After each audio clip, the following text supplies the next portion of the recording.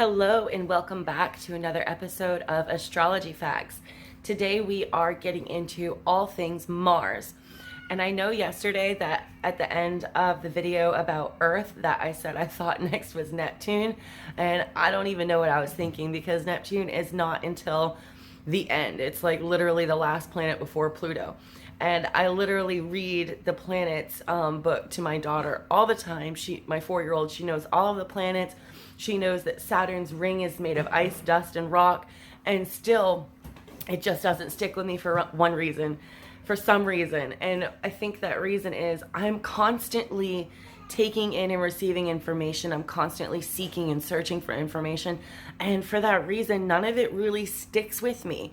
And I think that's part of why I have a thing against public speaking and social anxiety.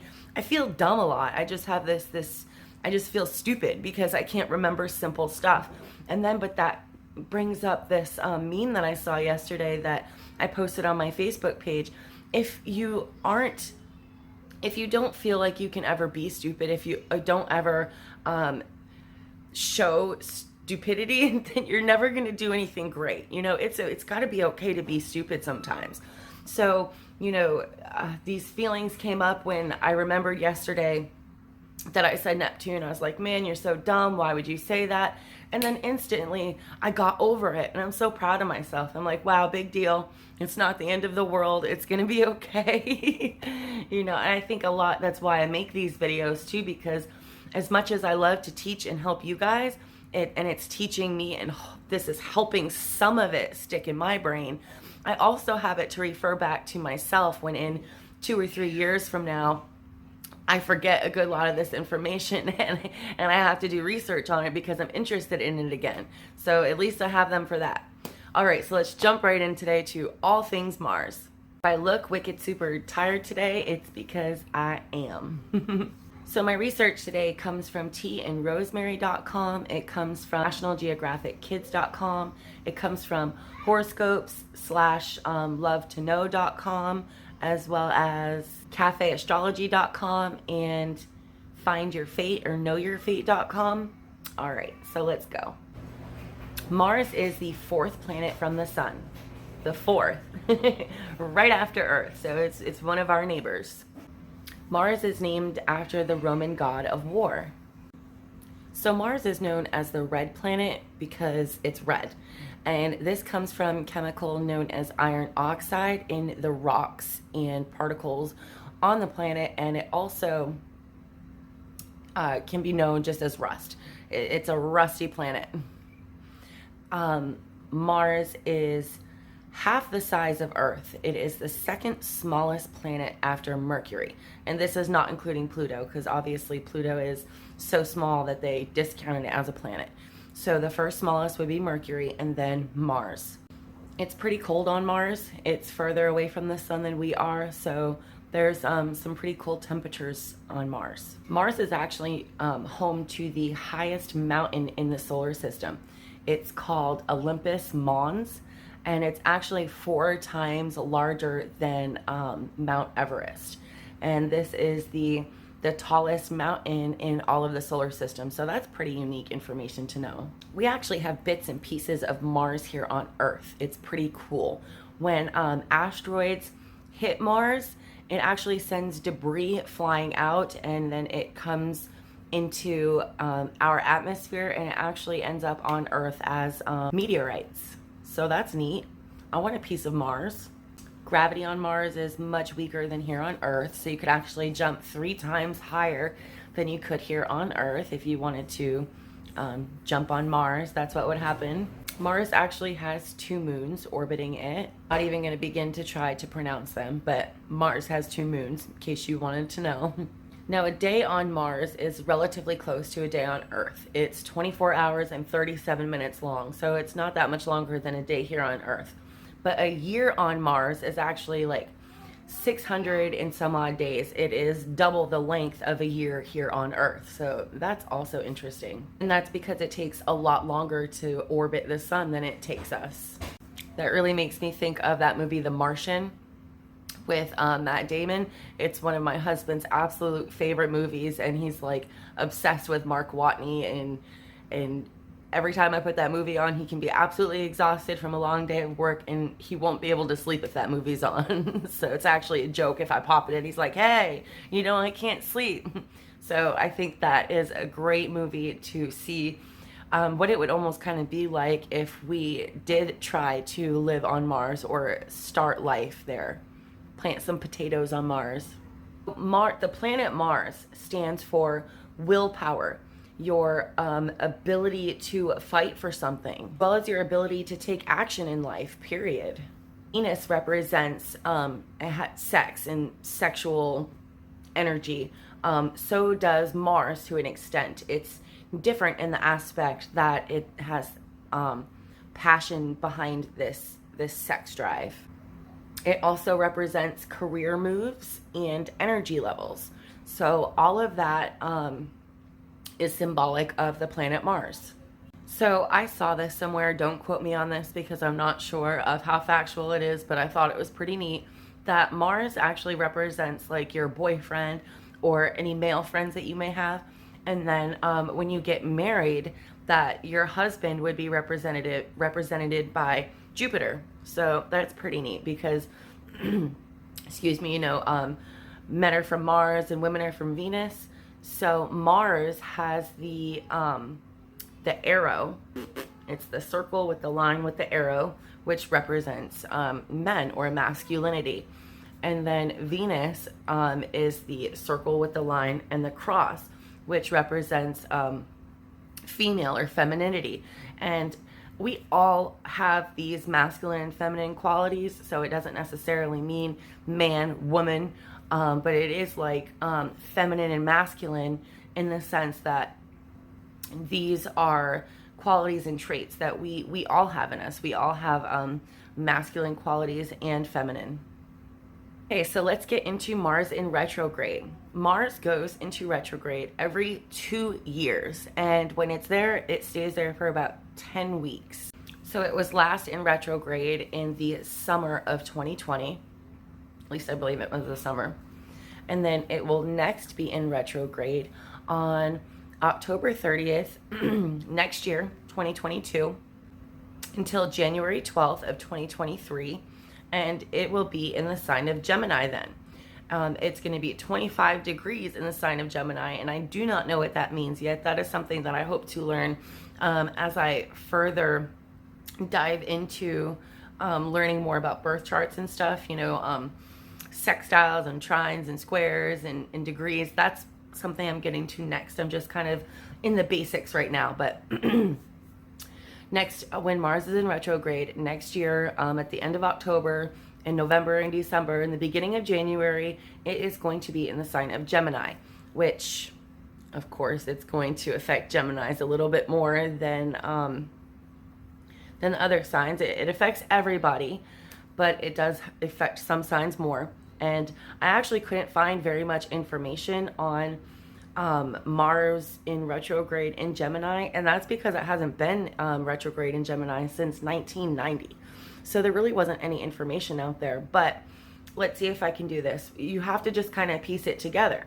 So Gemini is about communication and social interactions and being busy, being busy, and it also has to do with having fun. And then we have Mars energy of willpower and aggression and the ability to fight, ability to take action in life. And when a planet goes in retrograde, it means that all of this energy from the planet is directed inward. So that means that this could mean that communications could actually turn fiery and turn frustrating and almost even aggressive to a point. So this wouldn't be a great time to communicate when Mars is in retrograde in Gemini, especially for Gemini. This could also mean, with the lack of energy with Mars energy inwards, and then Gemini's excitement of having fun and getting out there and social interactions means that during this time you probably won't have very much energy to get out and do your regular social interactions and stuff.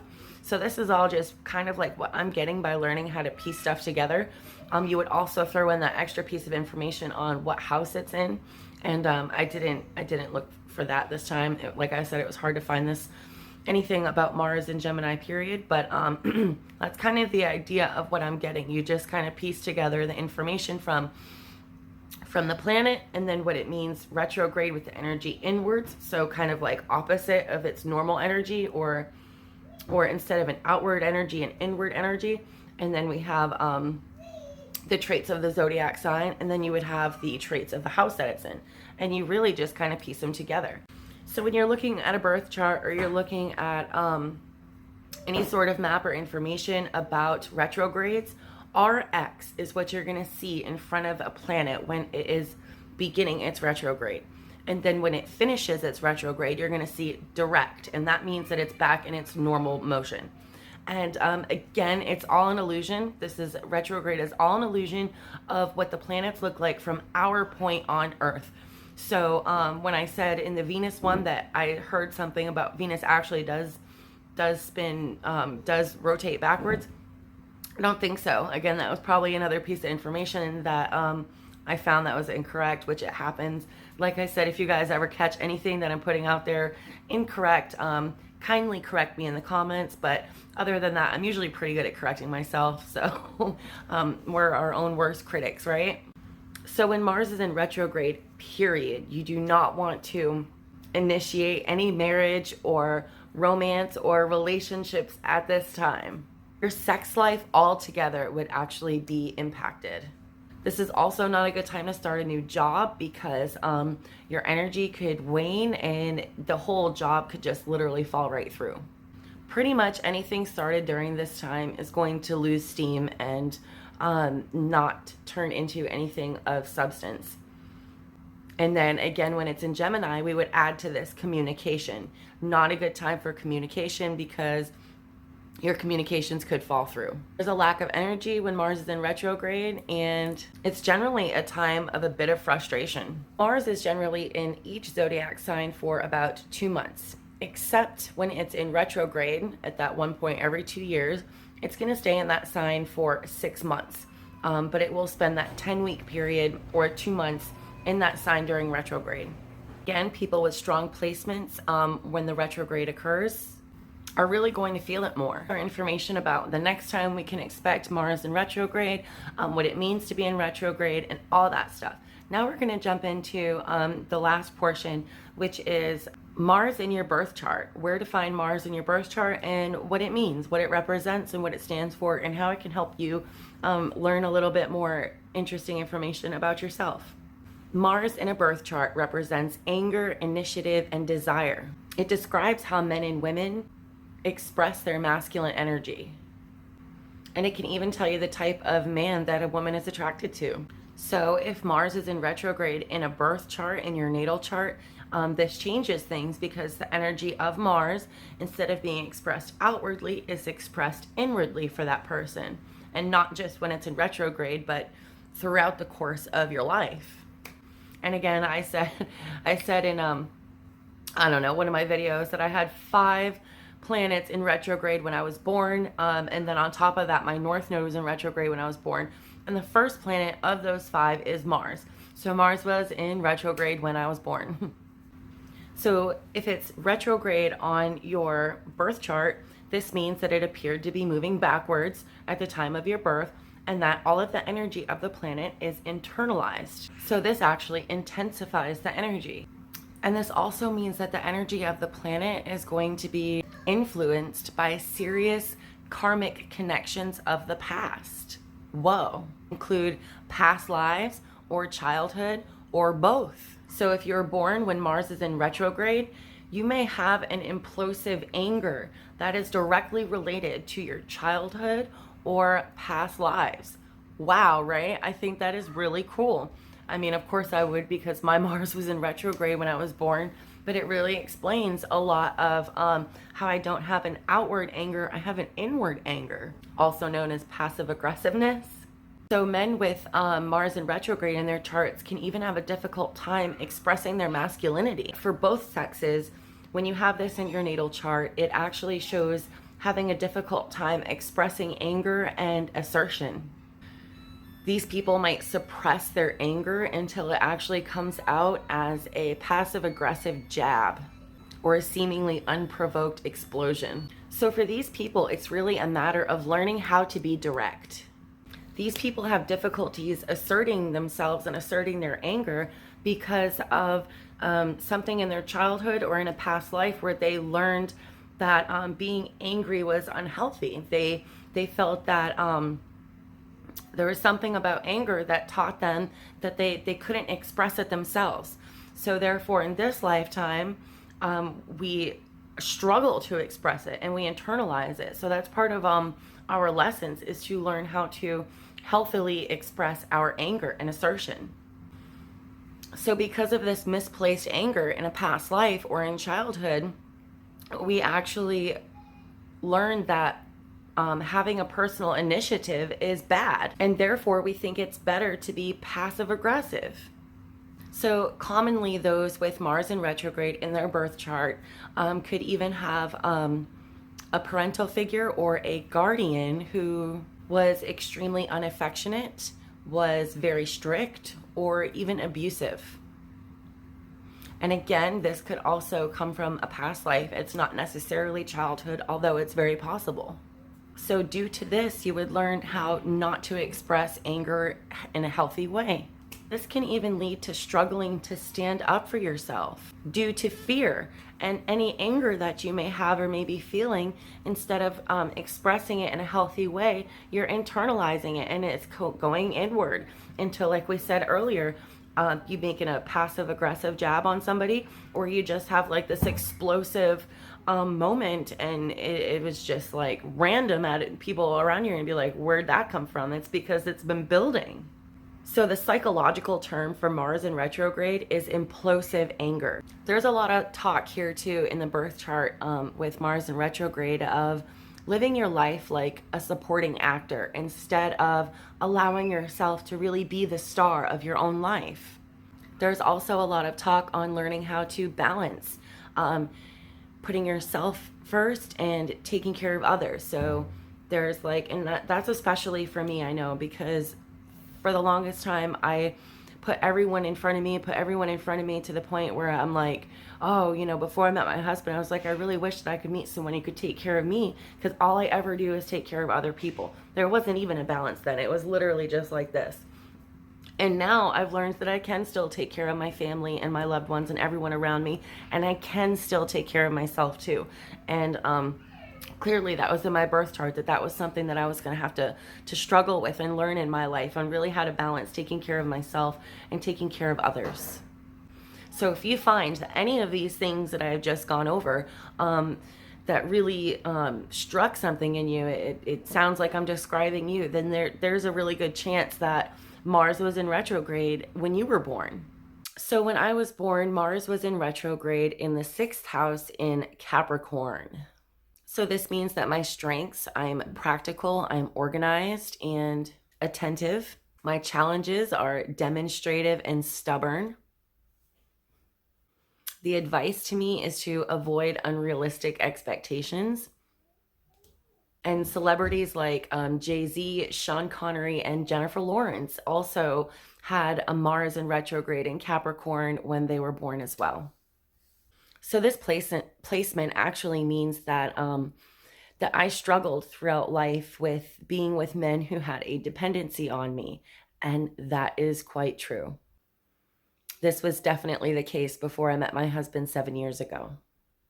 This even shows that I could manifest, that I would actually manifest throughout childhood and early adulthood, having relationships with men who had explosive anger.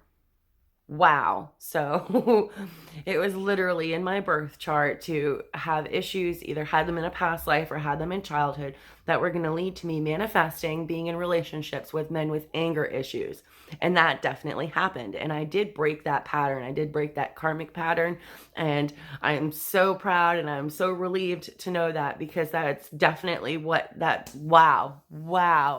So I would be with these partners with these anger issues that would literally drain my energy until I learned personally how to not internalize all of my anger, until I learned how to balance how to project my anger, how to be angry in a healthy way. So I can say that I've officially done that now.